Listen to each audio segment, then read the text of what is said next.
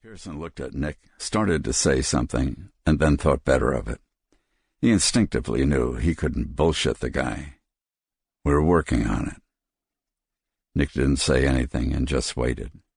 Pearson leaned forward, stared at Nick, and said, "You know, you look like a guy should go to Florida and lie in the sun for a while. Let's not change the subject. Don't you have a kid in Florida or Georgia? Someplace with your wife's mother?"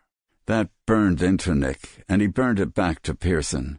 "Tell me what you've got, and quit steering me and using my family to do it. It's my way of telling you to stay out of this. Let us do our job. I don't see a job being done. We're doing our best, and you're not helping by running yourself and some cab into the ground." Nick felt his anger kick off in another direction, and inexplicably, he found himself telling Pearson a story. "Let me tell you something about myself. A guy spit on me once. His name was Angelo. He was a tough guy, and for a living he hurt people. He spit on me, and I bashed him in the nuts. So he waits, and then he and two other guys beat the shit out of me, put me in the hospital with tubes going in and out. I learned my lesson. I learned how to wait. That's what I'm asking for." Nick ignored Pearson's remark and pressed on. "The guy got into trouble, shot somebody. Victim lives to testify, so Angelo gets nailed, but it's going to get out in 5 years with good behavior. So you're off the hook.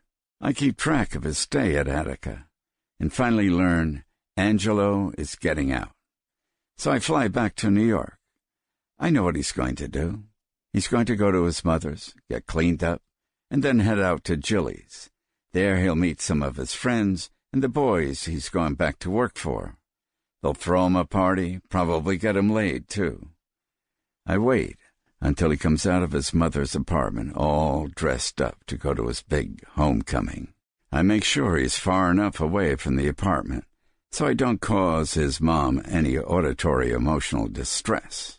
Pearson leaned in closer, trying to get a bead on Nick, and thought, "This guy's got a sense of humor, and he's using it to pin me to the wall."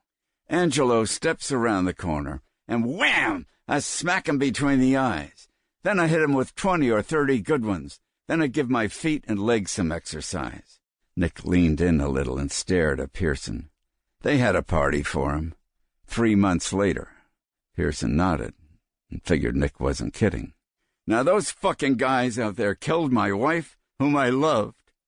You think I'm just going to go home and forget about it?" Pearson spun a paper clip with his finger on the desk and thought, "There goes my get-on-with-your-lifeline." "Here's what I'm going to do," Nick pressed. "From now on, I'm going to bug the shit out of you in the department until you nail 'em or you all fucking retire." Pearson leaned back in his chair. The backrest pushed his gun into his kidney, and he reached round and slid the worn holster forward on his belt a couple of inches. That reminded him, and he patted the gun once and asked, "You don't have one of these now, do you?" "No," Nick said, "but I should. If I see the killers, I can't even shoot a picture of them. I don't have a camera." There was no humor in the way Nick said it. "Well, you should get one. A camera, that is, and get back to photography." Pearson couldn't resist the advice after all, but when Nick said nothing, Pearson knew he'd have to give the guy something. He reached over and opened the file.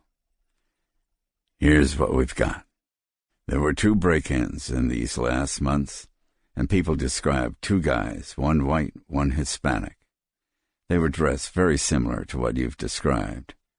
In those instances, there was no violence, but people did see them near the building, and we have a couple of statements.